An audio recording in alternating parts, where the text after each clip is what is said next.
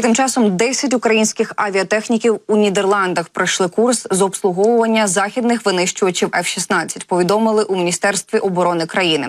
Зокрема, зазначається, що українські авіатехніки навчилися обслуговувати всі важливі для пілота такого типу винищувача вузли – шолом, кисневі системи та парашути на борту. Навчання також включало складання та перевірку комплекту виживання. Це дозволяє пілоту вижити кілька днів після аварійної посадки. У ньому, серед іншого, їжа та ліки. Їх навчання готує слухачів до всіх можливих ризиків місії F-16. І це, зрештою, також забезпечить кращий захист українських пілотів, зазначили у міністерстві. І у той час, як F-16 може похвалитись надійністю і універсальністю, розширені стелс-здібності саме Су-57 представляють для України серйозний виклик, хоча обсяги виробництва цих літаків залишаються низькими, а сама програма зіткнулася з чисельними невдачами. Про це пише американське видання Newsweek. Окрім технології стелс, Су-57 може похвалитися двигунами з керуванням вектором тяги, яке дозволяє змінювати напрям тяги двигуна з метою управління положенням або кутовою швидкістю літального апарату.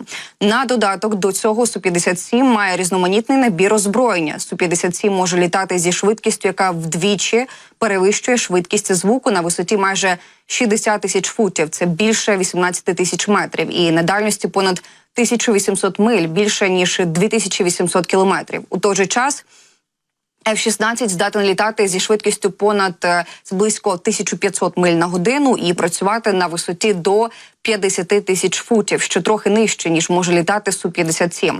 F-16 має бойовий радіус приблизно 340 миль із внутрішнім запасом палива і перегінну дальність понад 2000 миль із зовнішніми баками. І американські літаки мають модернізовані радіолокаційні станції, які можуть відстежувати цілі як у повітрі, так і на землі на відстані понад 60 миль. Втім, американці вважають, що F-16 одним із найскладніших в обслуговуванні серед літаків своїх повітряних сил. І цей факт може бути таким же викликом для українців, як і самі польоти. Для того, щоб F-16 були ефективними, Україні необхідно створити та підтримувати розгалужену інфраструктуру підтримки та логістики, заявив Newsweek полковник морської піхоти США у відставці Марк Канчан.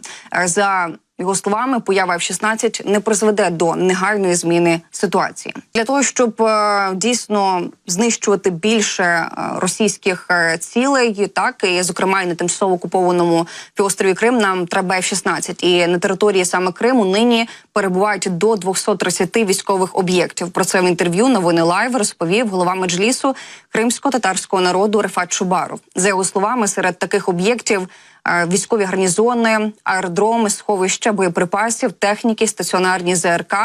І Крим мілітаризований дуже сильно, підкреслив Чубаров. При цьому, відповідаючи на питання, чи є на півострові ядерна зброя, він зазначив, що на території Криму були збережені об'єкти, які будувалися для зберігання та обслуговування ядерної зброї, в тому числі і тієї, що використовується морськими військовими кораблями, зокрема торпеди із ядерними боєприпасами. Про те, чи є там зараз ядерна зброя, мені здається, це досить проблематично влаштувати.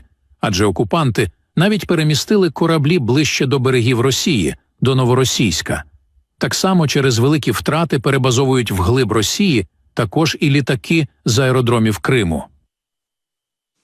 Голова Меджлісу кримсько-татарського народу Рефат Чубаров заявив, що наразі Кримський міст незаконно збудований, використовують для перевезення транспорту вагою до 3,5 тонн. За його словами, такі дані наводять самі росіяни, і судячи з цього, тяжка техніка та інше озброєння нібито не може там їхати. І це підтверджують наші експерти.